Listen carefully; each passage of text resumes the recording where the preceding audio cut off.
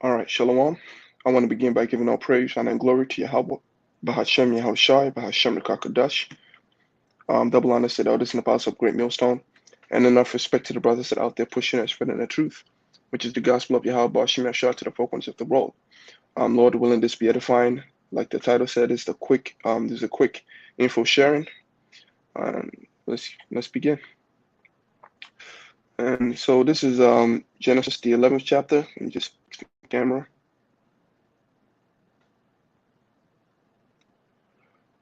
Genesis chapter 11. It says, and the whole earth was of one language and of one speech. And this was right after the flood. It says, and it came to pass as they journeyed from the east that they found a plain in the land of Shinar, and they dwelt there. We're going to look up the word Shinar. It says, and they said one to another, go, let us make brick and burn them thoroughly. And they had made brick for stone, and slime had they for mortar. And we're also going to get into this portion right here. So I'm reading this book. It says historical and chronological context of the Bible. And it says Shinar, the earliest known Mesopotamian civilization, was called Sumer, a word that probably corresponds to biblical word Shinar. So we're just going to go into it a bit more on the Sumerians. It says the Sumerians were thought to have formed the first human civilizations in world history. They lived in southern Mesopotamia between the Tigris and Euphrates rivers in the Middle East.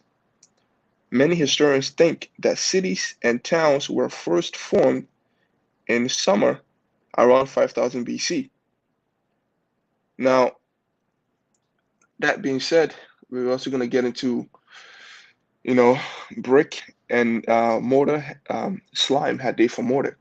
So when you read about this place, these Mesopotamia, it tells you that they don't really have a lot going on for them, resource-wise. As a matter of fact, one of the reasons why it became the world's first like central civilized, the first like governed civilization was because of the lack of materials. Because they had to be smart. They had to learn a way to compromise on a large scale. And use diplomacy, and eventually that actually was the main reason why they became a big, you know, um, they became like a world superpower.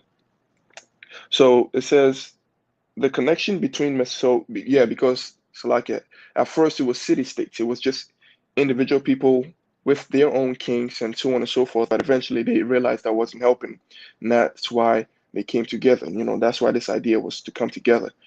And I believe it was Hammurabi. I don't know. Just I'm a bit fuzzy on the details right now, but it says, and I don't want this video to be very long. It says the connection between Mesopotamia and the rest of the world were also encouraged by the fact that Mesopotamia, even though it was the so-called cradle of civilization, let me paint the camera right. Forgive me, brothers. It says, even though it was called the cradle of civilization, depended heavily on its neighbors for the natural resources it needed to survive. To be sure, the modern Mesopotamia, which is Iraq today, relies on the petroleum for much of its wealth, but the value of the oily fluid was less appreciated by the ancients. They did, however, make use of bitumen, a related product by which they produced mortar, coke, fuel, and even certain drugs. But beyond this, Mesopotamia had few resources. So it tells you that their main wealth, right? Much of their wealth was petroleum, oil. But back in the ancient days, the oily substance, the actual fluid part of it was, it wasn't that valuable. But it says they did make use of bitumen. When you look up the word, when you look this up, it says, all right, let's probably know how to pronounce this. Bitumen. All right, bitumen.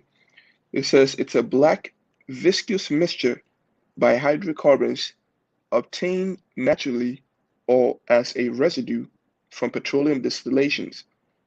It is used for road surfacing and roofing.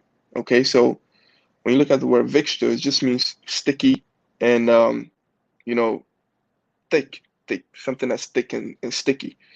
So, you know, the fluid part of it was not, but they had a lot of mortar.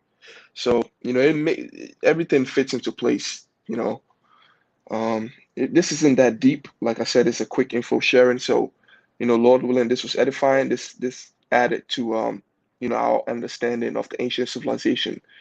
And I hope that this, you know, helps this add-ons to the many points on in history in historical accounts that the Bible is actually a factual book. Okay, it speaks of events as they happen. It's a truthful book. The words in it are true, right? So, you know, like I said, the first civilization right after the flood, right? Right after the flood, this is where the people gathered, all right, before the Most High, you know, hit them with the confusion and but you know, like, with that, I hope edification goes out. Um, to the brothers that are watching, I want to say shalom. Yahweh Bashim Yashab Rakatham. To the few Aquas that also listen in truth and sincerity, I also want to say shalom. Yahweh Bashim Yashai Rakatham. Is the camera working?